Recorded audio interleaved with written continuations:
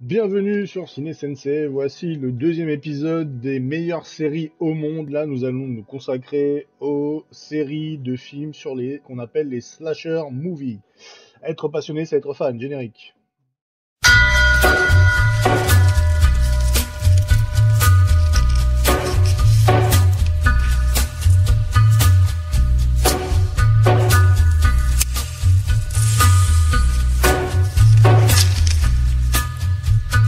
Take a little walk to the edge of town and go across the track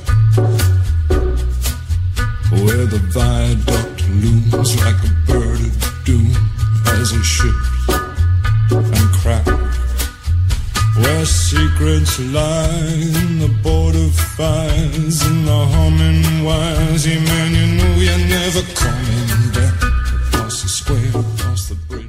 Donc, avant de commencer notre petite émission, nous allons vous faire une petite description de ce que c'est un slasher. Donc, le slasher est un sous-genre cinématographique du film d'horreur. Un slasher met systématiquement en scène les meurtres d'un tueur psychopathe, parfois défiguré ou masqué, qui élimine méthodiquement les membres d'un groupe de jeunes ou autres personnes, souvent à l'arme blanche. Le terme n'a pas d'équivalence dans le champ lexical au cinéma français. Slasher peut se traduire de surineur ou de poignardeur. Il est apparu dans les années 70 chez certains universitaires anglo-saxons comme Vera Dica et Carol Clover. Elle a été reprise car la presse spécialisée française qui avant cela, faute de mieux, employait généralement le mot psycho-killer movie, littéralement film de tueur psychopathe. Donc les origines du mot slasher ou du slasher movie. Le mot slasher vient du verbe anglais to slash qui signifie couper, taillader ou déchirer. Frapper selon le Cambridge English Dictionary, la définition du mot slasher est un perso who kill or injure people using a knife. Une personne qui tue ou blesse des gens en utilisant un couteau. Il est noté que slash est un onomatopée utilisé dans les bandes dessinées. Des nouveaux films produits à partir du tout début des années 1960 a été rattaché à posteriori en sous-genre slasher, d'abord par Vera Dica dans son essai Game of Terror en 1990, puis Carol Clover avec Men in Woman and Chainsaw en 1993. D'un point de vue stylistique, ces auteurs s'accordent cependant à restreindre aux années 1974 le moment clé de l'apparition du slasher movie, enfin 1974 à 1978. Le premier film, c'est Psychose 1960 d'Alfred Hitchcock, ou encore Le Voyeur de Michel Powell en 1960. D'ailleurs, c'est le film qui s'est inspiré d'Halloween. C'est Halloween qui s'est inspiré de ce film-là. Peuvent être regardés comme des films inspirateurs du genre, mais ils ne sont pas des premiers à mettre en scène un psychopathe qui tue des femmes ou des jeunes à l'arme blanche. L'intérêt des travaux de critique de Dica et Clover ont dû montrer, au moment où émergeant les Cultura Studies, mais plus spécifiquement les Women's Studies à la fin des années 1980, que le cinéma, pas seulement américain, va se mettre à produire au début des années 70 une série de films obéissant systématiquement à la même trame, faisant appel à des ressorts dramaturgie récurrents, une série de codes. Le tueur est fou, il est masqué, il surprend des jeunes gens qui meurent un à un. Il y a un seul survivant, une femme. Le cinéma italien, avec le giallo, le plus généralement les films d'exploitation, ont recours à ce type de code depuis la fin des années 1950 et s'inspirent directement d'une certaine catégorie de romans policiers, thrillers, etc. Certains faits divers particulièrement sordides, repris dans la presse à sensation, peuvent également servir d'inspiration, de point de départ de scénaristique. Bien que parfois assimilé au slasher, Massacre à la tronçonneuse de 1974 relève davantage du survival genre qui se démarque notamment par sa brutalité et son postulat scénaristique. Différent, le survival met généralement en scène des personnages perdus au milieu hostile et isolé sur le territoire d'un groupe de dégénérés. Le film The Haunted House of Horror de 1969 peut également être assimilé dès les premiers slashers. Deux films lancent néanmoins véritablement le genre, Black Christmas de Bo Clark de 1974 et surtout Halloween, la nuit des masques de John Carpenter en 1978, dont le succès sera à l'origine d'une vague de slashers dans les années qui suivent. Peter Hunting, dans The Horror Film en 2004, propose des nuancés distingués après la sortie de ce dernier, le style évolue, et s'ensuit les producteurs réclament une suite mettant en place un système récurrent commercial rentable. Les séries Vendredi 13, initiées en 1980 avec celle d'Halloween et dans des Scream, la plus célèbre représentative d'un genre dont la formule reste sensiblement inchangée d'un épisode à un autre petit budget, acteur jeune débutant, tueur masqué au look appelé à devenir culte, meurtres nombreux, sanglants à l'arme blanche. Même si Halloween reste un peu plus subjectif. La particularité du slasher est qu'il met en avant le psychopathe auteur de crimes par son histoire, son mode opératoire et son accoutrement. On se souvient souvent davantage des meurtriers des films que ceux qui doivent le combattre, ce qui fait de lui une sorte de mythe. Ce genre de personnage est appelé en anglais boogeyman, qui en français révolte croque-mitaine, terme ordinaire utilisé pour faire peur aux enfants dans les histoires effrayantes inventées de toutes pièces pour les rendre plus sages. Meurtre à la Saint-Valentin en 1981 ou encore la série des Freddy, initiée par Wes Craven en 1984, sont d'autres titres cultes du slasher. Commencée discrètement en 1974, voire plus haut, cette période atteindra son point culminant au milieu des années 80 avant de retomber à plat. Kai Atwood considère qu'il s'achève en 1984, mais Adam Rockoff, dans le livre Going to Peace, parle plutôt des années 86. Certains films postérieurs peuvent néanmoins être considérés comme du genre slasher. Week-end de terreur de 1986, Stage Fright en 1987. Dans les années 70 et 80, les critiques au moment de la sortie de ces films sont souvent négatifs. Les premiers opus d'Halloween et Vendredi 13 cependant partie des films d'horreur les plus rentables du box-office, et certains sont devenus des films cultes cités ou servent de référence à d'autres productions dans lesquelles ce réalisateur s'amuse ainsi qu'avec les spectateurs. Un second souffle après les suites en série de Vendredi, d'Halloween, de Freddy, de Fantasme, Hellraiser, Chucky, Warlock, de nombreux ersatz, le slasher semble perdre de l'importance, se faisant de plus en plus rare à la fin des années 80 au début des années 90. C'est en 96 que Wes Craven et les scénaristes de Kevin Williamson dépoussièrent le genre avec Scream en reprenant les ingrédients de la vieille recette, un tueur masqué sèmant la panique d'un groupe de jeunes gens pour mieux le détourner sans moquer. Le film réveille l'intérêt des spectateurs. Wes Craven renoue avec le succès. Il fut une telle ampleur que le film connut 3 suites, plusieurs parodies et lança à lui seul une nouvelle vague de slasher, plus communément appelée néo-slasher, comprenant des titres comme Souviens-toi l'été dernier, Urban Legend ou l'épisode anniversaire d'Halloween, Halloween 20 ans après. À tort, pour certains, on peut même citer Destination Finale, où la mort elle-même tient lieu de Boogeyman. Quasi tous les œuvres phares des années 70-80 ont également droit à leur remake, Massacre à la tronçonneuse en 2003, Black Christmas en 2006, Halloween en 2007, Vendredi 13 en 2009 et Les Griffes de la Nuit en 2010. Le néo-slasher meurt tout au début des années 2000, victime de la lassitude du public qui préfère désormais rire du genre, comme l'atteste le succès de Scary Movie en 2000. Par parodie de slasher, Kenny Ivory Williams déclare lors de sa sortie de son film qu'il a eu cette brillante idée de mettre la bande-annonce de Urban Legend avant de Scary Movie. Le public a sifflé pendant toute la durée de la bande-annonce, ils étaient venus rire de ce genre et ont essayé encore de le revendre. Le slasher doit à tout prix changer de formule.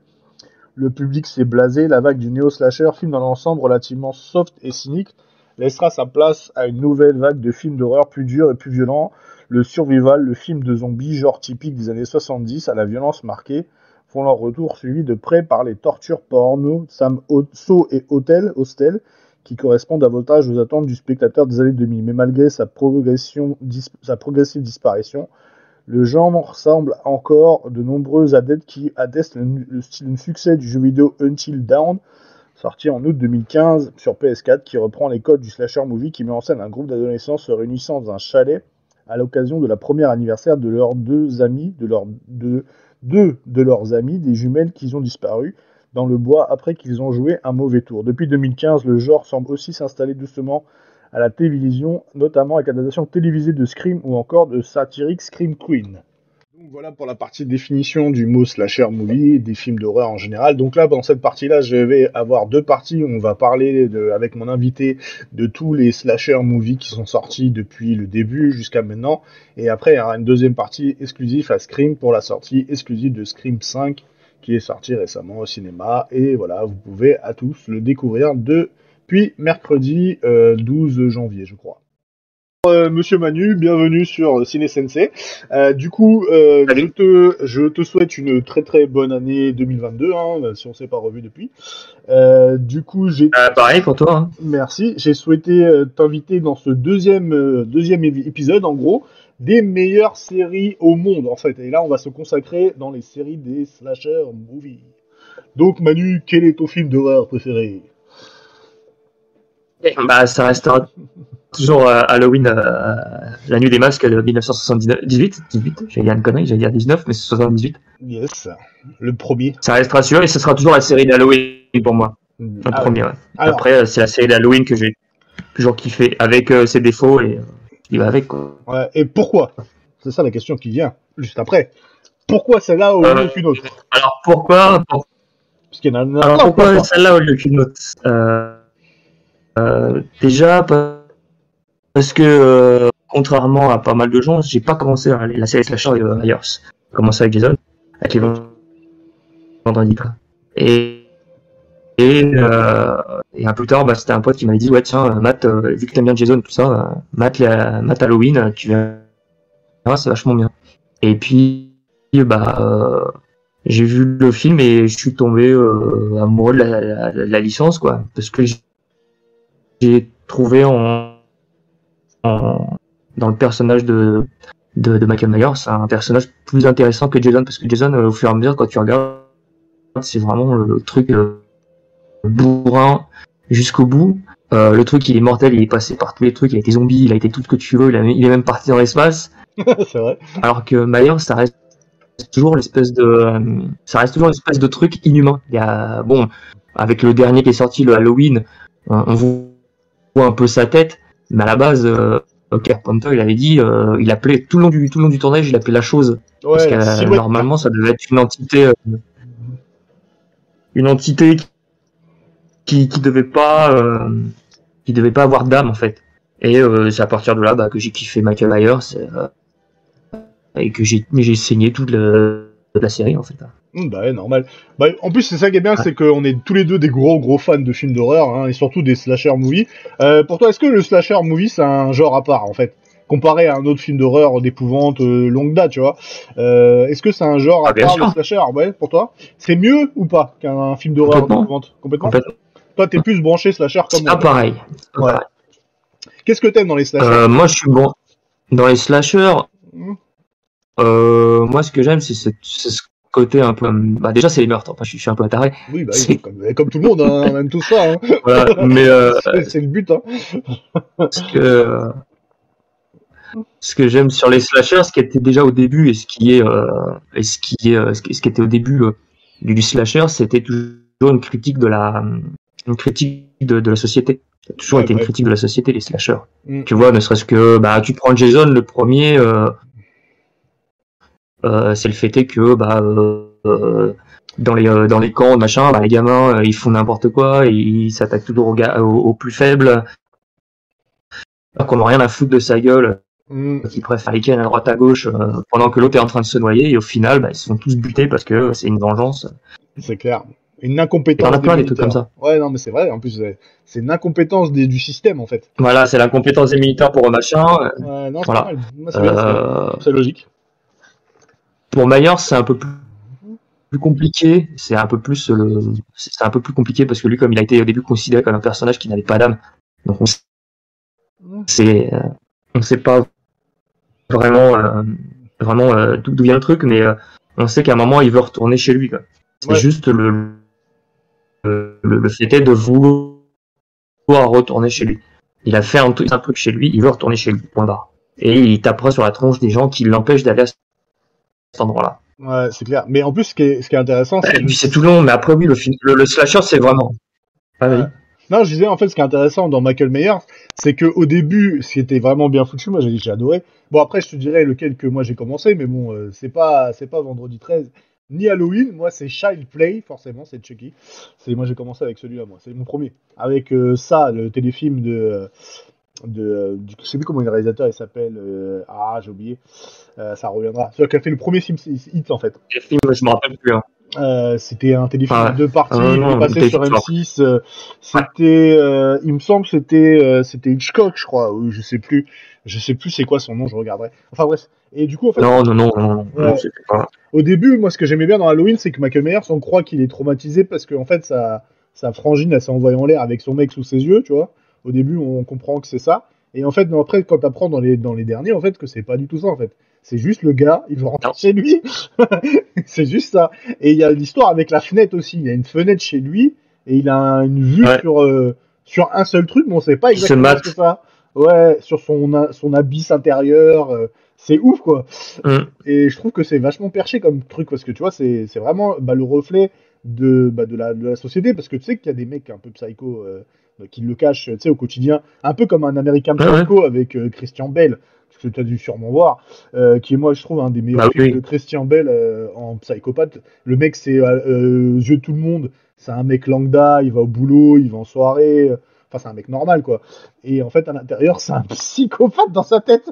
Et Michael Myers, c'est plutôt ça. Ouais, c'est plutôt le reflet, en fait, des gens, en fait, normaux qui se croient normaux et en fait, que pas du tout, quoi. Il y a un truc qui cloche et ils veulent pas l'assumer, quoi. C'est le reflet, comme il dit au début, Carpenter, c'est le reflet du mal. Ouais, même Laurie Strode, elle le dit à un moment donné, je sais plus c'est dans quel Halloween, je t'avouerais que... Ah oui, elle le dit. Elle le dit que, en fait... Mais dans n'importe quel Halloween, de toute façon, tu regardes même les Rob Zombie. Jason. Enfin, dans le regard de Michael Myers, ça se reconnaît, en fait, elle se voit. Parce qu'elle est pareille, en fait, au final. Ouais. Elle est comme lui. Et c'est là que c'est ouf, en fait. C'est supposé être la gentille. Et j'avais une autre question qui me vient à l'esprit. Pourquoi, à ton avis, il y a un truc qui est intéressant, c'est pourquoi on retient jamais les mecs et les meufs qui se font buter, mais on retient le tueur iconique, tu vois. Que lui, il devient une légende, et les acteurs qui passent dans les films, on les a oubliés. Que tu prends d'un Halloween à un autre, je serais incapable de te dire qui est venu dans le film, alors qu'il y en a eu plein des acteurs connus, tu vois. Et c'est bizarre, c'est qu'on les efface complètement. Et que connus en plus, hein, des acteurs connus. C'est ça le pire, en fait, dans l'histoire. Et tu les oublies complètement, quoi. Bah, dans l'histoire, c'est pas compliqué si tu regardes bien. Les deux personnes iconiques qui sont restées, ça a été Laurie Strode. Ouais, c'est ça. Donc Jamie Lee Curtis. C'est ça. Qui a marqué la comment dire, qui a marqué l'histoire de ce film-là. Mm-hmm. Et puis t'as Sidney pour Scream. T'as Sidney pour Scream. Ouais. Et il y a aussi Gail Weather, la journaliste, quoi. Qui est restée. Et la journaliste. Ouais. Avec le flic. Gail Weather. Et il y en a 3. Ils sont restés. Après voilà, c'est après ouais. Courtney Cox, elle, de toute façon, elle était déjà ultra connue, donc ça fait une personne qui va, niveau visuel, va te marquer parce qu'elle est connue. Ouais, c'est vrai. Là, tu dis c'est Monica de Friends, quoi. Ouais, c'est vrai. Puis ouais, c'est vrai que à part, et en fait, c'est ça qui est bien, c'est que Neve Campbell, c'était ses premiers rôles. Ouais. Et elle est restée marquée à vie. Voilà, mais je dis Neve Campbell, tout de suite, les gens ils vont me dire Scream. C'est vrai. C'est vrai. En plus, tu lui dis, ouais, cite-moi un autre film qu'elle a fait, toi, même moi. Si, moi, il y en a 2. Je pourrais te souhaiter 2. Enfin, bref. Mais c'est pas ouf. Hein. C'est Sex Crime. Tu te rappelles de Sex Crime? Neve Campbell, elle est dedans. Ouais, oui. Sex Crime, elle est dedans. Ouais. Et il me semble qu'elle a joué dans un James Bond, mais je serais pas sûr de lequel de dire. J'avoue que j'ai un doute. Non, c'est Dennis Richards. C'est Dennis Richards. C'est même pas. Je peux pas dire parce que alors moi, James Bond, mon cher ami. Hein. Non, je sais que je me rappelle, ça serait Sex Crime, en fait. Sex Crime. Et il y a un truc aussi, une autre question aussi qui me vient, c'est pourquoi dans les films, Vendredi 13, on sait qu'au début c'était une pâle copie de Halloween, tu vois. Et pourquoi en fait dans Jason, après Jason ils sont partis dans des délires un peu chelous. Pourquoi il n'y a pas un seul personnage qui est ressorti de tous les films de Vendredi 13, quoi? Parce qu'il y a que Jason, tu te rappelles que de lui en fait. Même sa mère, tu la vois que dans le premier film, après tu la vois plus, quoi. Pourquoi à ton avis ces acteurs, qu'ils sont tous passés dans les Vendredi 13, les Halloween, on les oublie tous en fait. Pourquoi? C'est bizarre, hein. Moi, je serais incapable de dire. Parce que c'est toujours qui était dans le film. Contrairement, justement, contrairement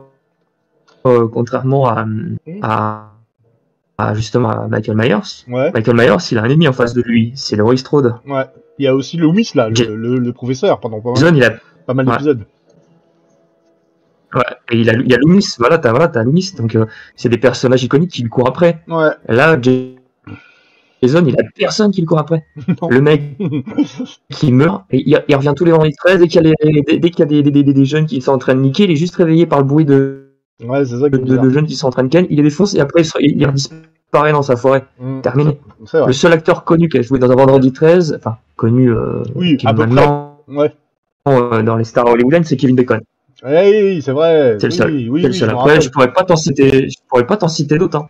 À part dans le dernier Halloween, là, le remake où t'as celui qui joue dans Supernatural, Tyrol et t'as qui encore et une autre Amanda Righetti qui jouait dans The Mentalist. C'est les deux seuls entre guillemets qui sont connus, qui sont dans le remake, dans le dernier remake, quoi, dans le dernier Vendredi 13, quoi. Enfin, tu te rappelles, moi je me rappelle terrible. pas, quoi. Le seul que je me rappelle, c'est Kevin Bacon. Non, si, je dis une connerie, si je dis pas de conneries, faudrait que je revois. David Cronenberg. Ah, peut-être, ouais. Joue dans le Jason X. Le dernier, ouais. Enfin, David Cronenberg, je crois qu'il fait le X, là, qui m'avait fait, qui était pas terrible. C'est pas celui qui est dans l'espace, justement? Ouais, c'est pas celui dans l'espace, justement, Jason X. C'est comme celui qui est dans l'espace, ouais. Tu vois, je m'en rappelle que de ça. C'est ça. Je m'en rappelle que de ça. Ouais, où en fait, il est cryogénisé et en fait, il le retrouve des années plus tard et à un moment, il se tape avec lui et il y a, je sais pas, une technologie de nano qui le répare, le truc. Ouais, il a des putains de bras de robot et un putain de casque de ouf. C'est vrai. Et à ton avis, bon après on va pas débattre, mais et pour toi, ce serait quoi la meilleure licence des slasher movies? Parce qu'il y a aussi Evil Dead, il y a les Griffes de la Nuit, il y a les Chucky, il y a Halloween, Vendredi 13. Alors par contre, il faut que tu fasses attention, les Griffes de la Nuit. Non, les slashers. Alors là, c'est là que tu vois que ça peut être très compliqué. C'est que Freddy et tu le considérais pas comme un slasher? Comment dire? Et les Evil Dead sont pas considérés non, ils sont pas dans les slashers. Ah ouais, parce que moi je les aurais considérés dedans, tu vois, finalement.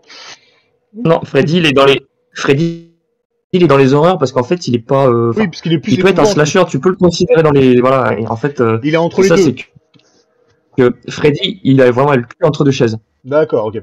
Ouais, je suis assez d'accord parce que à la base si tu voilà, c'est que quand tu vois à la base, après en fait Freddy il a pas passé le pas du. En fait, la frontière entre Freddy et le slasher, elle est passée au moment où comment ça s'appelle, Jason a commencé à revenir entre les morts et tout le délire comme ça, et donc automatiquement, les gens ils se sont dit, comme Jason il revient des morts, il défonce des gens, Freddy va être pareil. Parce que Freddy il fait pareil, il s'attaque à des jeunes dans leur cauchemar et tout ça. Donc oui, on peut le considéré comme un slasher. Ouais, mais ça me va, moi, slasher épouvante. Mais à la base, c'est plus un truc d'horreur. Ouais. Oui, lui, il est vraiment slasher épouvante. Ouais, moi, ça me va. J'aime bien ce concept. C'est le premier qui n'est pas. Parce que tu vois Chucky, même si c'est pas naturel, mais tu vois, déjà, même Chucky, c'est déjà arrivé à un moment où. Mais ça reste dans le slasher, dans le sens que c'est un tueur en série qui est adepte du vaudou, qui fait transfère son âme dans une poupée, mais. Et tout le long du film, il fait que buter des gens. Il a pas le time. Il pointe des gens, il vient les menacer, il refait exactement ce qu'il faisait. Voilà, il fait exactement la même chose que quand il était humain. Ouais, c'est clair. Et tiens, en parlant c'est là que des fois, tu te dis le Freddy, c'est pas pareil, tu vois. Non, vas-y, c'est bon, j'avais fini. Non, c'est vrai que moi j'aime bien le concept de slasher épouvante parce que moi je le mettrais dans les slashers, clairement. D'ailleurs, je l'ai mis dans mon intro, Griffes de la Nuit, parce que. Ah oui. Pour moi, slasher épouvante, ça me va, ça le fait, en fait, parce que c'est un genre à part. Comme tu dis, en fait, c'est pas un psychopathe, c'est plus un monstre, un démon qui vient des morts, enfin bref. La base 6, en fait, quand tu vois son background, c'est pour ça qu'en fait, ça reste toujours un peu c'est pour ça que je te dis, c'est vraiment Freddy, c'est le cul entre deux chaises parce qu'à la base, c'est un pédophile, c'est un tueur pédophile à la base. C'est pas un tendre. Et en fait, il tue des gamins, il viole et il tue des gamins. La police fait rien. Et en fait, s'il finit brûlé et cramé, c'est parce que les parents en ont marre. Ils l'enferment dans il l'encercle un peu à la Frankenstein. Ils encerclent il l'encercle et il le brûle. Et c'est comme ça qu'il devient Freddy, mais il devient Freddy parce que il signe un pacte avec je sais plus, avec une entité qui le fait revenir qui le fait devenir le fameux Freddy qu'on connaît en fait. Ouais, non, c'est clair. Tiens, c'est une question qui me taraude. À ton avis, pourquoi ils ont pas refait de Griffes de la Nuit? Parce qu'en fait, là, j'allais te poser la question, c'est bien, on a une transition. En ce moment, il y a une nouvelle tendance, enfin, je sais pas si tu l'as vu, j'en ai parlé d'ailleurs dans les sorties de la semaine, on a ce qu'on appelle les slasher movies, qui se transforment en série. Il y a eu, souviens-toi l'été dernier, il y a eu Scream, Il y a maintenant Chucky en série. On a eu Ash versus des Evil Dead, qui était aussi à la base une série de slashers en série. À ton avis, qu'est-ce que c'est cette mode là en ce moment de relancer des vieux films d'horreur ou slashers, on peut les appeler des slasher movies, en série? À ton avis, pourquoi? Pourquoi ils ont relancé ce style? Est-ce qu'ils se sont rendus compte que ça marchait mieux en série qu'en film, à ton avis, ou pas? Non, c'est la thune. C'est la thune. Oui, je me doute aussi. La thune, et puis c'est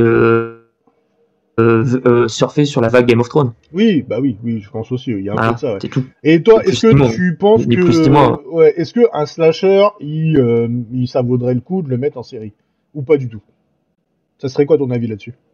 Ah bah si c'est une mini-série, c'est bon. Genre mini-série, c'est Ash versus Evil Dead par exemple. Pour en prendre exemple, qu'il y a plusieurs saisons sur Netflix, voilà par exemple. Est-ce que toi t'adhères ou pas à ce genre de truc quoi? Ash versus Evil Dead, c'est différent parce qu'en fait l'univers d'Evil Dead il est tellement large, il est tellement énorme qu'une série, la série a permis de développer un peu plus le concept des Deadites. Tu vois ce que je veux dire, et de la malédiction qu'a Ash qu'il a sur eux. Et donc moi je trouve que ça a été un très bon délire. Par contre la série Scream, j'ai trouvé que ça servait à rien en fait. Parce qu'en série, je trouve que le délire Scream c'est bien en un film et pas en série parce que tu te traînes trop. C'est vrai. Et c'est déjà quand tu vois un film, t'es déjà en train de te dire putain je crois que je sens que ça va être lui et lui, tu vois, dans une série, c'est même pas la peine. Déjà, comme ils sont en train de te développer les personnages et tout le délire, si le mec il gère mal son truc, tu vas faire bon, c'est bon, c'est eux les deux tueurs. Et à la fin, t'as le truc, tu fais c'est bon.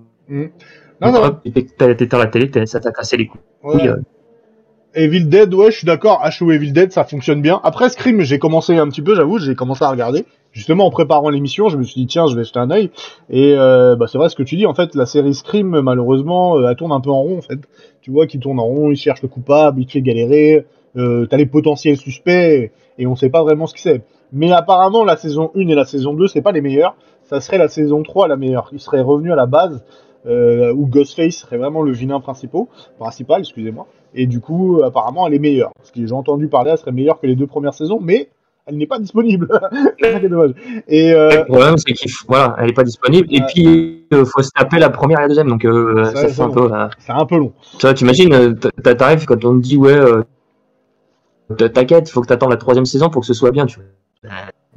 Après, j'avoue que. Déjà qu'à la base, moi, quand je regarde une série, si au bout du 3e épisode, ça me casse les couilles et je la suis plus. Alors, si tu me dis, il faut attendre la 3e saison, allez, ciao! Non, mais t'as raison. Après, c'est pas obligatoire. Moi, ça m'intéressait par curiosité, tu vois, parce que je suis un mec curieux. Je voulais vraiment. Non, mais c'est pareil. Mais moi, tu vois. J'ai regardé la première saison, mais la première saison, elle m'a cassé les couilles. Je comprends. On m'a dit j'ai regardé la première saison, elle m'a cassé les couilles. La 2e saison, j'ai pas voulu la regarder. Et puis quand j'ai vu que c'était pareil, les gens disaient que c'était pas terrible. Et après, bon, il y en a, ils m'ont dit faut que tu vois quand même la 3e, c'est vachement bien. Ouais, mais bon, la première m'a gavé. Voilà quoi. Et c'est ça. La seule série qui était bien, tiens, si tu veux regarder, mais que la première saison, parce que la deuxième bien, c'est Scream Queen avec Emma Roberts et pas mal de machins, et qui revient au délire du tueur en série, enfin du slasher movie. Sauf que là, c'est plus concentré sur le délire de la Scream Queen que Jamie Lee Curtis. D'accord. Ça a inventé, tu vois. C'est genre. Ils ont poussé le délire, c'est vraiment, c'est vraiment, en plus c'est fun, c'est bien foutu. Ils exagèrent justement sur le côté. Dès que le tueur il arrive, la meuf elle hurle comme un veau, comme dans les films d'horreur quoi. Comme dans les films d'horreur. C'est bon, comme ça. Non, franchement, la première saison elle est sympa. La deuxième un peu. Ils auraient dû s'arrêter à la première saison parce que tu sens que dans la deuxième saison ils ont poussé parce que la première a bien marché. Et que ça s'est essoufflé, tu vois. C'est ce que j'appelle un peu l'effet Casa des Papel, tu vois. Oui, oui. Voilà. Ils ont trop exploité. Ils ont trop exploité. Le problème, c'est que, tu vois, quand tu fais une série qui est vachement bien, maintenant, on te regarde comme avec Squid Game. J'ai peur pour la suite, quoi. C'est vrai. Moi aussi, je suis d'accord. La Casa des Papel, ils ont réussi à bien rebondir à la fin, tu vois. Mais tu sens que les réalisateurs, enfin, tout le monde, ils tirent la chandelle, quoi. Ils ont tendu le string tellement fort. Ouais, et puis ils tirent le truc, mais tellement loin, que au bout d'un moment, même eux, ils ont été saoulés. Hein. Voilà, toi, celui qui fait le professeur, il dit ouais, je suis super content d'avoir fait cette série, mais on était tous fatigués à la fin. Bah oui, tu m'étonnes. Bah, Ils priaient pour que, Vas-y, je te laisse finir. ils priaient pour que Netflix redemande pas. Et d'ailleurs, si ils ont fait exprès pour que la qualité des dernières saisons était pas nulle, mais moins bien, pour que les gens se désintéressent et oublient. En fait, c'est fait exprès. Oui, parce que Netflix derrière ils se dirait, ouais, si ça marche bien, on refait ça, tiens, ça marche bien, on a fait ça, et puis après ils ont fait, ouais, ok, d'accord, ils ont traîné le truc, puis après, boum, tu vois, ils ont stoppé. Mais ouais, voilà. C'est logique, hein. À chaque fois qu'il y a un truc qui me fonctionne, ils essaient de l'exploiter au maximum, quoi. L'épuiser, on l'a vu dans toutes les séries, malheureusement, quand il y a une série qui fonctionne bien, ils n'arrivent pas à la terminer, hein. Il y en a plein, hein, des exemples, hein. Non, ce qui m'intéressait, c'était, en fait, regarde, tu vois, on voit Chucky, on voit Souviens-toi l'été dernier, il y a eu aussi La Purge, je sais pas, en American Nightmare, qu'ils ont eu une série. Tu les as regardés un petit peu, les American Nightmare, ou pas? J'ai regardé jusqu'au 4. Hein, est-ce que, à ton avis, rentrerait dans les slasher movies ou pas? 4. American Nightmare. Non. Non. Et ça rentre dans le délire plus anticipation. Oui, c'est vrai. C'est ce que je veux dire. Anticipation, comme des films comme Demolition Man, comme ça s'appelle Blade Runner. Oui. Comme ça reste dans le film d'horreur du fait est que oui, les gens s'entretuent, mais si le truc c'est que ça se passe dans le futur. C'est dû à un truc qui se passe à cause de la société. C'est pas pour moi le slasher c'est un personnage. Oui, un tueur, un psychopathe avec un masque. Tu regardes bien, c'est voilà, tu prends Jason, tu prends on en a oublié un autre. Et je vais le citer. T'as Jason, Myers, Freddy, Chucky et Leatherface de Massacre à la tronçonneuse. Oui, t'as oublié lui. Oui, c'est vrai. Bah non, justement, c'est le but du jeu, c'est d'en parler de tous les gros films de slasher. Mais c'est vrai, Leatherface, il en fait partie, avec sa tronçonneuse. Il y a Leatherface, après, moi il y avait un slasher que j'ai beaucoup aimé et qui, à la base, et ça très peu de monde le sait, c'est que il y a un film des années 70, bien avant, qui a inspiré Carpenter pour ça. C'était un film qui s'appelle Alice Sweet Alice, si je dis pas de bêtises, et qui est un des premiers slasher movie. D'accord. Une gamine qui bute des gens de sa famille en fait. Et à masque, tu sais, elle a tout le temps un masque, une espèce de masque. C'est une gamine qui bute à coups de couteau. Et en fait, pour ce que je sais, Carpenter a rendu hommage à ce film-là en utilisant Myers, qui est un gamin de l'âge de la gamine, qui bute sa sœur, mais qui sort tout le temps avec le masque sur le visage, tu vois. D'accord. Sauf que, tu vois, Alice, c'est un délire entre Michael Myers et comment ça s'appelle, et Esther. Et voilà, ça reste une psychopathe, machin, mais après, quand elle est dans les gens, elle fait la petite fille mignonne, tu vois. C'est vrai. Et une dernière question. T'as plein de trucs comme ça. Après, t'as le, je sais plus comment ça s'appelle. Je sais pas si c'est Sweet Camp machin. Je sais plus. C'est une série. Faudrait que tu la retrouves. Mais pareil, où c'est un espèce de tueur en série qui ressemble un peu à un slasher, qui ressemble un peu à merde. Michael Myers à Jason. Ou à Jason? Non, qui ressemble un peu à Jason parce que ça se passe dans un camp. Et sauf qu'on voit pas le visage du tueur. D'accord. Et voilà. Et en fait, le tueur, c'est une meuf qui s'appelle Sabrina, si je dis pas de bêtises.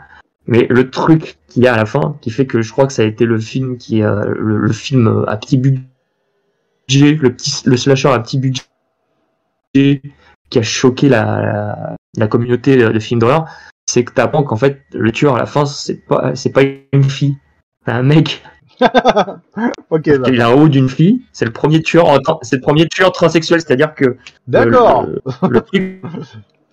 Le truc il est ultra traumatisant dans le sens où t'as des gens, ils arrivent en fait, elle bute le dernier mec, elle a le couteau à la main, elle à poil de machin, et en fait la caméra se met à tourner et elle fait une espèce de gueule mais horrible, tu sais, genre comme si elle avait le visage figé en train de regarder les deux personnes qui viennent d'arriver, et là tout le monde s'arrête et ils sont choqués par le fait que la tueuse déjà c'est elle, et que c'est pas une fille, c'est un mec, et en fait Elle a un sgeg. ça se termine complètement comme ça, tu vois ce que je veux dire, genre le truc il est choqué, voilà, elle a un sgeg mais elle a un couteau qui est plus gros que son sgeg dans la main, tu vois ce que je veux dire. Ah, fait flipper ça. Ah, j'avoue, Et ça en fait elle se venge, elle se venge. Ah oui, il est. Par contre, il est. Ouais, la fin, c'est pas que ça, c'est vraiment l'état léthargique, enfin le complètement fou à la fin, tu vois. Genre, t'es choqué par tout ce qui arrive, c'est-à-dire que t'apprends que c'est elle la tueuse, tu vois son visage, elle est, on a l'impression qu'elle est en transe complètement, et puis t'apprends qu'elle a un sgeg, et là tu fais, c'est quoi ça? Merde, et le film est bien, hein, franchement, le film. Bah écoute, pourquoi pas, ça peut être intéressant. Écoute, voilà, tu sais pas avec tu sais pas avec quel couteau être planté. Si c'était le sgeg ou le couteau. Ah, je sais pas si. Après, tu dors pas de la nuit après. Hein. T'es pas yam. Hein. Je crois que t'es un peu traumatisé par ce gag. Ouais, je pense. T'es même pas traumatisé par les meurtres, t'es traumatisé par la scène en fait. Tu dis, ah putain. C'est ça. Oh shit. Ah non, mais t'es complètement traumatisé parce que le film il est bien fait. Tout le monde te présente comme si c'était une gamine, on voit le truc dans. Parce que des fois t'as des flashbacks avec la tante parce qu'elle est. En fait, je crois que ses parents ils ont été tués ou un truc comme ça, et puis sa tante c'est une espèce de. Enfin, en gros, c'est une princesse Sarah, mais gore, quoi. Ouais, non, mais ça peut être pas mal. Sarah, slasher, ça. Et juste une. Qu'est-ce qu'on pourrait dire? Est-ce que. Voilà, une tante qui la récupère et qui l'élève. Est-ce que tu crois que c'est un genre qui est en train de se perdre ou pas du tout? Le slasher mouillé? C'est une question. Ouais, un petit peu, quand même. Ouais, tu penses que les films de maintenant sont moins.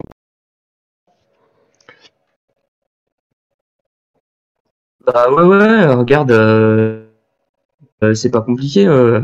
Tu prends le dernier Scream, même s'il a été fait par des fans et tout ça, quand tu vois les retours, tu sens que les gens sont pas contents. Les deux derniers Halloween. Le dernier Jason, d'ailleurs, t'as bien vu, il s'est tombé. Ouais, ça fait trop longtemps qu'on n'a pas vu. Même les Griffes de la nuit, ça fait très longtemps qu'on n'a pas vu. C'est tombé parce que ça a fait un bid, ils ont machin. Bah, le Griffe de la nuit, je crois que ça a été le premier où ils ont compris qu'il fallait abandonner, il fallait arrêter. Ouais, je pense, ouais. Parce que le remake était tellement que voilà. Après, c'est Jason, ils ont tout arrêté. Halloween, ils ont relancé, mais bizarrement, on sait pas pourquoi ça marche. Bon, puisqu'il y a toujours des, je pense, même si moi j'ai bien aimé, hein, je fais partie des gens. Ah, moi j'ai adoré, j'avoue, les deux derniers, j'aime beaucoup. Bah après, je trouve que ils osent moins que les premiers films. J'ai bien aimé. Ouais, moi je trouve qu'ils osent moins. Après, oui, ils sont bien, mais ils prennent moins de risques en fait. Je sais pas si t'as cette impression-là en fait. Ils prennent moins. Tu sens qu'il y a moins de risques. C'est ce que le slasher, il joue énormément. Ouais. Il y a moins de risques, ils se font moins chier sur les scénarios. Enfin. Ouais. Non, mais comme je te disais, le genre du slasher, c'est un genre qui fonctionne avec ce qui se passait à cette époque-là, c'est ce que je veux dire. Et là, t'as pu le monde, hein, c'est quoi à dire, mais le monde est tellement aseptisé que tu ne peux plus vraiment créer un tueur qui va te marquer. Oui, vraiment. C'est vrai. Tu vois, tu peux plus.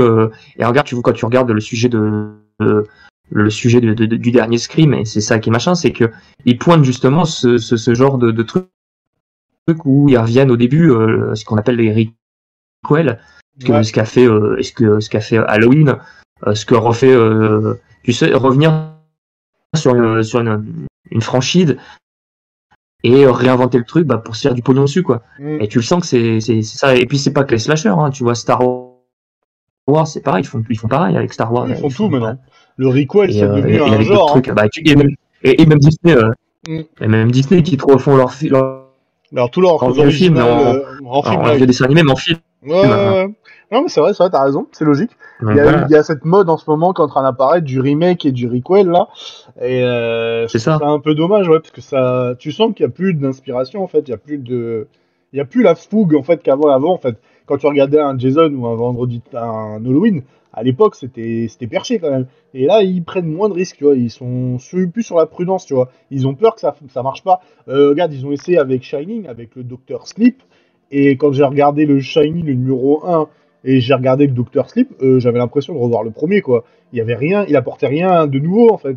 Même si Evan McGregor, il est génial, hein. Evan McGregor, il est excellent en rôle de. Ah oui, mais après, voilà, Dr. Sleep, c'est autre chose. Mais je trouve ça dommage, en fait. Tu vois, ils apportent rien, en fait, de nouveau. Dr. Sleep, c'est. Bah, moi, j'ai bien aimé Dr. Sleep dans le sens où c'est la boucle, elle est terminée. Oui, voilà. Fini avec ce qui s'est passé. C'est terminé. Mais tu sais qu'il n'y aura pas d'autres trucs derrière, quoi. Bah, c'est mieux parce avec que. Avec le Dr. Sleep, on ferme la porte à une histoire et c'est terminé. Et c'est fini. Un peu comme avait fait, tu regardes, il y en a un autre. Les Halloween de Rob Zombie. Oui, il en a fait 2, je crois. Tu vois, il a fait Halloween de Rob Zombie, oui, il en a fait 2. Et le 2, pour l'avoir revu, bon, c'est sûr qu'au niveau. On sait que la production a un peu charcuté le film, mais tu sens que Rob Zombie, il a fait un film dans le sens où tu toucheras pas ma licence. Oui, voilà.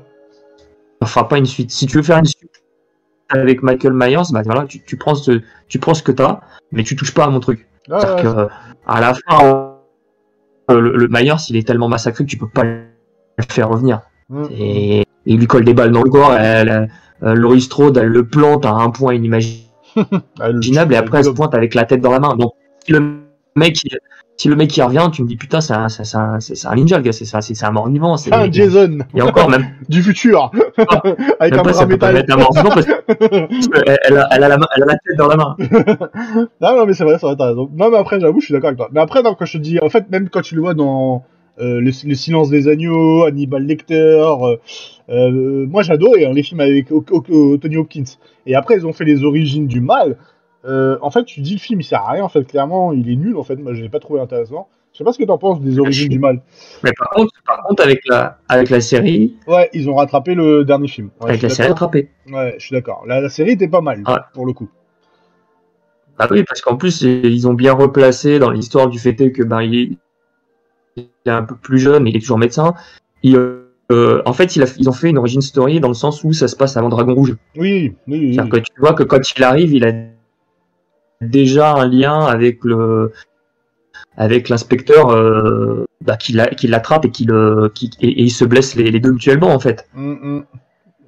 Et il y a beaucoup de grosse influence d'Dexter aussi. C'est qu'ils font un espèce de lien entre les deux, quoi. Ouais, il y a une grosse influence Dexter, moi j'ai trouvé. Enfin, moi j'ai pas tout regardé les saisons de Dexter, mais j'avais vraiment cette sensation que ça se ressemble beaucoup, en fait. Je sais pas si t'en as pensé quelque chose ou pas.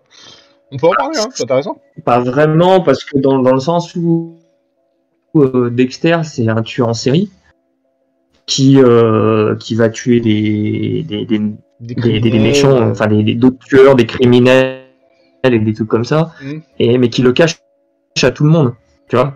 Bon, ça on le sait, c'est un peu comme Myers.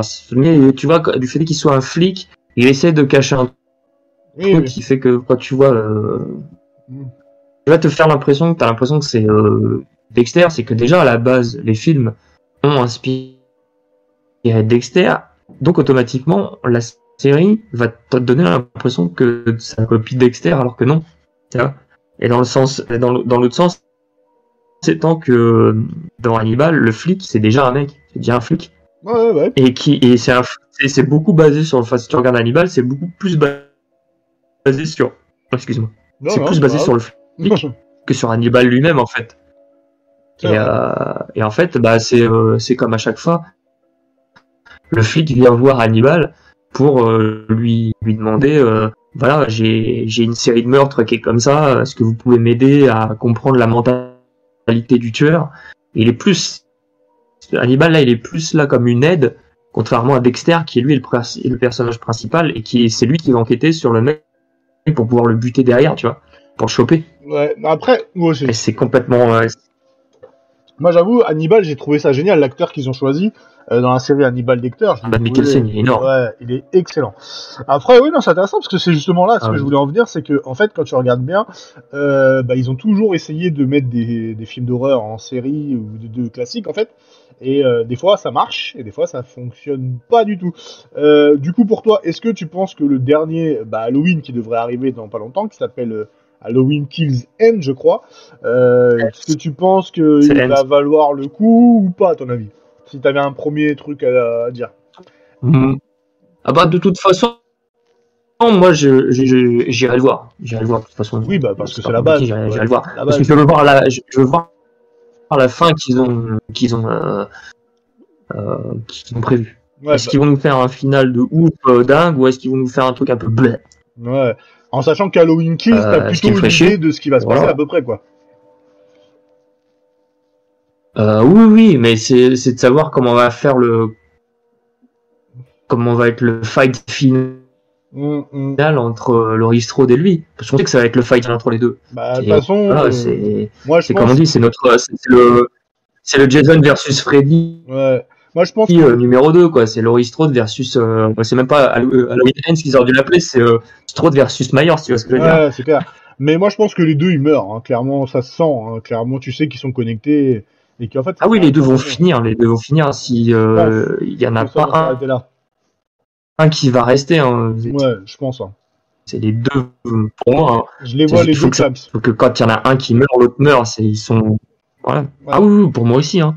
Peut-être pas un tué par la main de l'autre, parce que je me dis que la petite fille, il va y mettre son grain de sel aussi. Je suis d'accord avec toi. La petite fille, tu sais qu'elle va partir en cacahuète. Hein. Clairement. Elle va y mettre son grain de sel. Ouais, la petite fille. Soit elle va finir comme lui, soit c'est elle qui va terminer le truc.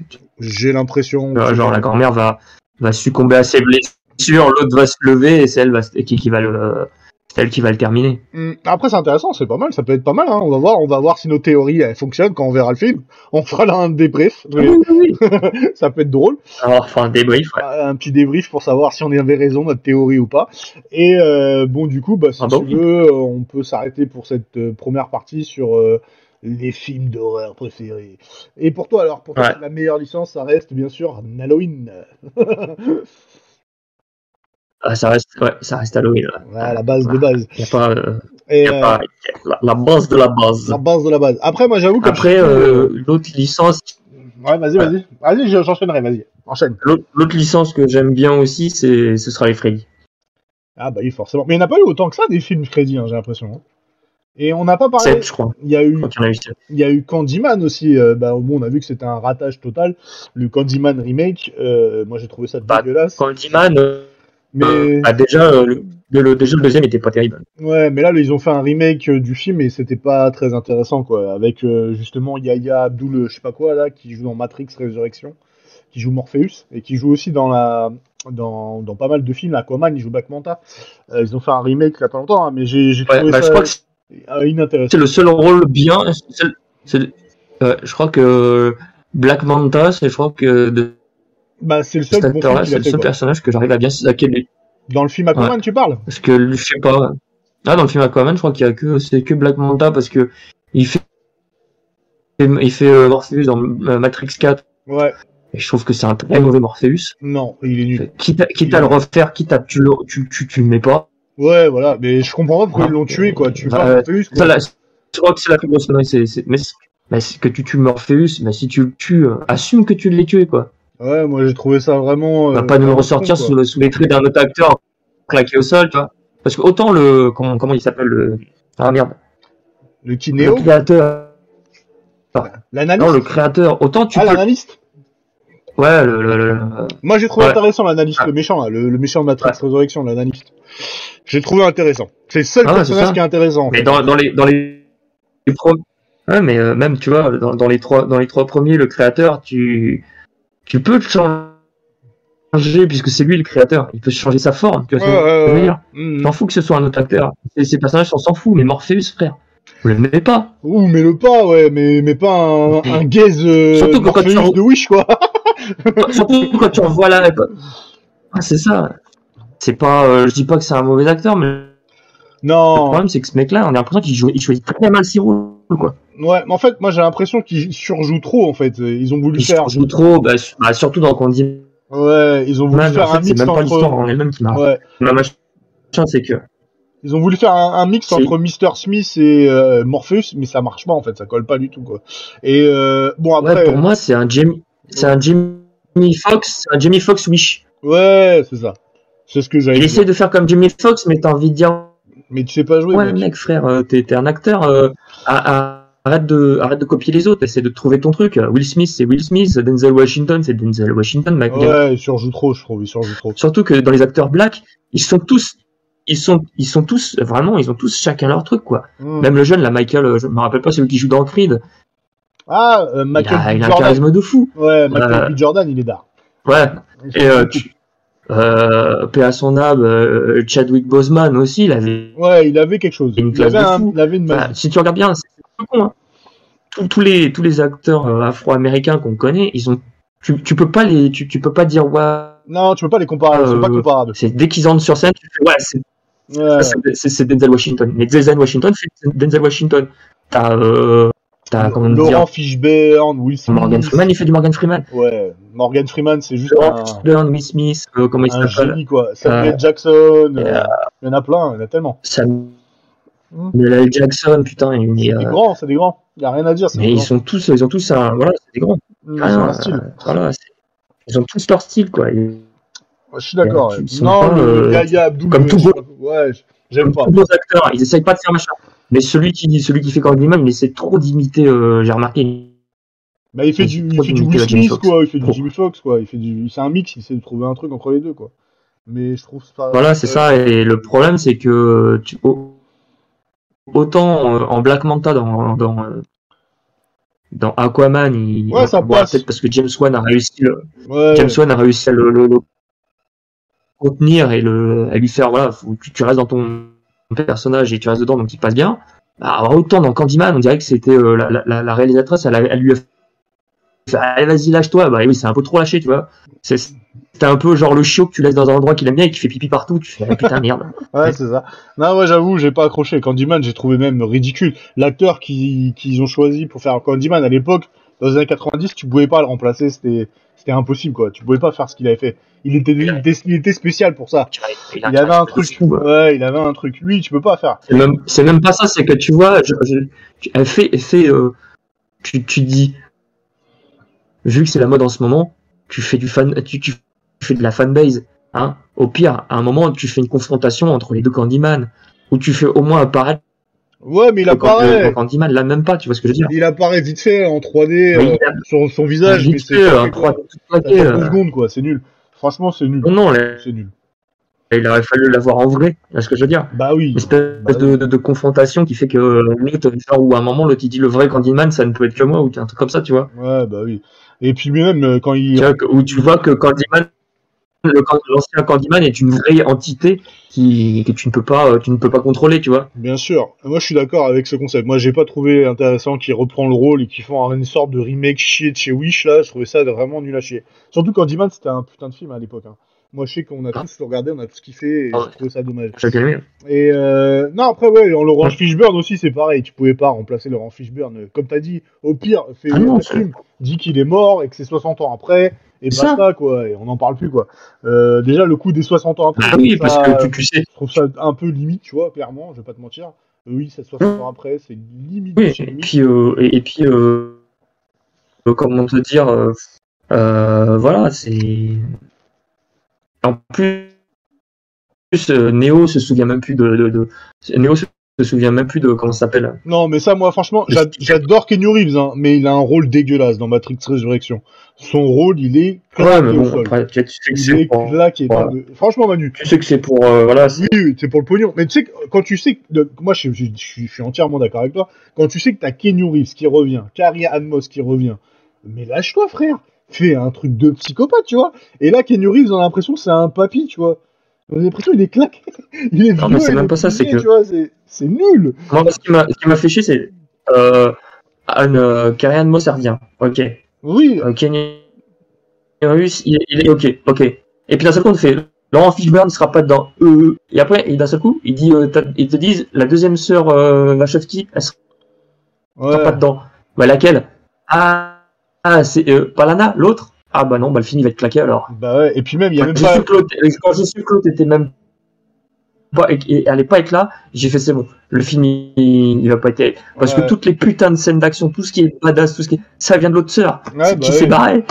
Ouais, et il y a eu même pas Hugo Donc, Weaving, ouais, quoi. Même Hugo Weaving, il revient pas, quoi. Je Alors, dis, mais putain, mais non, t'as ouais. pas le droit de faire ça, mais c'est Ouais, mais ça, c'est justice, pas quoi. trop grave parce que l'agent Smith, c'est un Oui. virus, donc tu peux. Là, Ouais, pareil, mais c'est qui tu fait peux une petite changer. apparition, tu vois, ça Tout aurait ce été qui est, cool, tu tout ce vois. qui est méchant, tu peux changer. Ouais, mais ça aurait été cool, une petite apparition. Oui. Mais oui, le faire apparaître, Ouais, voilà, et dire, tu vois, voilà, genre, tu il le vois. bouscule dans la rue. Ouais, parce que regarde, même le mérovingien, quand il Ou revient, même mettre un personnage entre. ouais, même quand tu Ouais. vois le mérovingien, il revient, mais tu rigoles, mais c'est une blague, quoi. Laurent Wilson, ils l'ont pas respecté. Tu veux pas dire le contraire. Laurent Wilson, c'est un Ouais. putain d'acteur, ils l'ont pas respecté dans le film. Ouais, Ah moi, bah non, moi, j'aurais vu ce rôle-là, j'aurais dit, je le fais à pas, il est les gars. respecté zéro. Hein. Ah non, moi j'ai trouvé ça dommage. Et même Ah Keanu non, Reeves, non. ce qui m'a énervé, c'est que Keanu Reeves, tout le film, c'est un vieux papy, il est perdu. Donc après, pourquoi pas, c'est le scénario. Ça peut fonctionner, tu vois. Mais dans John Wick, il fout le bol. Dans John Wick, il casse la bouche à tout le monde, tu vois. Et là, genre, quand il retrouve ses pouvoirs, il s'est pété ce qu'il fait, tu vois. Tu dis, mais c'est nul. Même Carrie Ann Moss qui est mis en avant, tu savais que c'était ça, hein. Moi je le savais dès le début. Hein. Que quand j'ai su que c'était une nouvelle mise à jour de la Matrice, j'ai dit c'est bon, c'est Carrie Ann Moss, l'héroïne qui va sauver Neo. Ouais. Je l'ai dit à Fabien, hein. Je l'ai dit au cinéma à Fabien, j'ai dit je suis sûr ça va être une pirouette cacahuète, c'est Carrie Ann Moss l'élu, quoi, tu vois. Ça m'a saoulé, tu vois. J'ai dit vas-y, nique sa mère, quoi. Après, c'est les deux, c'est les élus. Je le sentais. Franchement, ça m'a gavé. J'ai dit non, c'est de la merde. Moi, C'est de la merde. je l'ai su, tu sais à quel moment, où ils ont balancé l'extrait dans la bande-annonce, où elle se fait erase de la matrice, tu sais, quand elle est en face de machin, Oui, elle disparaît. et puis d'un seul coup, paf, tu la vois disparaître. Ouais, j'avais des doutes, moi. Et J'avais après, des je doutes. fais, ouais, bon, c'est bon. Ouais, Ah, j'avais bon, des ouais. doutes. Moi, j'avais Non, des non, doutes moi, aussi. ce truc-là, Non, ça m'a saoulé. Et puis l'autre, la meuf, elle met 2 heures ce avant de se truc-là, réveiller, quoi. ça faisait 2 ça faisait heures déjà avant de... Ouais, 2 heures Ah ouais. avant de se réveiller, la meuf. Wesh, 2 heures. Wow. C'est sérieux? ouais, mais c'est Lana Wachowski, elle est très bien dans le, elle est très, bah, c'est de toute façon dans tous les Matrix, et dans les films des frères, enfin des sœurs Wachowski, c'est elle qui s'occupe de tout ce qui est scénario et scène plan, tu vois, plan, vraiment, tu sais, tous les plans intenses Ouais. en face à face et tout comme ça, c'était elle qui les faisait. Et après, c'était l'autre qui faisait Oui, toutes les scènes d'action, tu vois. Et tu sens que l'autre, elle est pas là. oui, il Tu manque un sens que truc. t'es pas là parce que toutes les scènes où c'est posé, où c'est en train de discussion, c'est super bien fait, bien posé, tu vois, le truc. Et après, dès que c'est de l'action, tu fais, ouais, tu veux pas rappeler ton frère, s'il te plaît? Pas ta sœur. Enfin, Ah, rappelle-le, c'est quoi. dommage. C'est dommage, franchement, c'est dommage. Parce que je l'attendais, celui-là, et au Dommage, final, ouais. t'es un petit peu déçu, hein, mais vraiment déçu. Mais bon, après, on se dit, voilà, l'histoire Ouais. était pas mal. L'histoire était pas mal. Et clairement. Et tu vois, tu rigolais, on rigolait, on en parlait avec Fabien, la dernière fois quand on parlait tous les trois avec Fabien, que moi je t'avais dit, je misais plus de pistons sur Spider-Man que sur Matrix. Alors que à la base, tous les trois, pour sa tante, était Matrix. Bah, c'était obligé, tu vois. Matrix qui revient 20 ans après, c'était waouh! C'était un truc de ouf, tu vois. Bon, on savait que Spider-Man, on allait passer un beau moment, t'allais kiffer. Spider-Man, tu savais, c'était dans le scénario, tu vois. Tu savais que t'allais kiffer. À ce point-là, non. Mais tu savais que t'allais kiffer. Mais Matrix, c'était le retour de Neo, quoi. C'était ouf, tu vois. Et j'ai l'impression qu'ils Ah, ont c'est gâché ce que la je fête, dis. tu vois. Ouais, ils ont gâché la fête. Pour moi, ils ont Si gâché tu, la fête. si tu vois si tu revois l'émission, tu verras qu'à la fin, toi, Fabien, vous dites, ouais, moi je suis à fond dans Matrix, et moi je te dis, ah, Matrix, je sais pas, Spider-Man, je mise plus sur Spider-Man, là, tu vois. Et au Après, final, bah, ouais, c'est Spider-Man qui a. Ouais, après, moi, tu sais, comme je t'ai dit, moi, c'est pas grave, parce que bon, faut se dire que bon, voilà, c'est un test, ils ont voulu. Parce que Il a fait Spider-Man, si tu vois, voilà, On avait dit que ça allait être il a fait un bid. Pourquoi on a dit que ça allait peut-être un pétard mouillé. Pourquoi hein, il a Matrix, fait un hein. bid? Parce que, On avait dit Matrix, ça peut être un voilà, pétard mouillé. mais de toute façon, c'était pas compliqué. Ouais. Ouais. Et si tu vois, tu regardes les deux films, sur les deux films, il y en a un qui a compris ce qu'il fallait faire et l'autre qui a pas compris ce qu'il fallait faire. C'est ça. C'est-à-dire, C'est ça. on t'arrive, on te présente un Spider-Man, on te présente le multivers. Qu'est-ce que t'attendais de revoir les deux anciens Spider-Man? Qu'est-ce Bah oui. qu'il fait? Bah, Il te vendent les deux anciens Spider-Man. Et en plus, il te ramène le bouffon Oui. vert. Il Et te ramène le Docteur Octopus. ouais, c'est vrai. Il te ramène du monde. Même si à ce niveau-là, c'est je dirais, mais avec les yep, mais il t'a donné ce que tu voulais. Tu vois ce que je veux dire? Du fan service, qu'on appelle le fan service. Ah, tu vois, voilà. C'est ce qu'on appelle le fan service. Yes. Et venant au moins d'un des frères, ah putain, j'y arrive.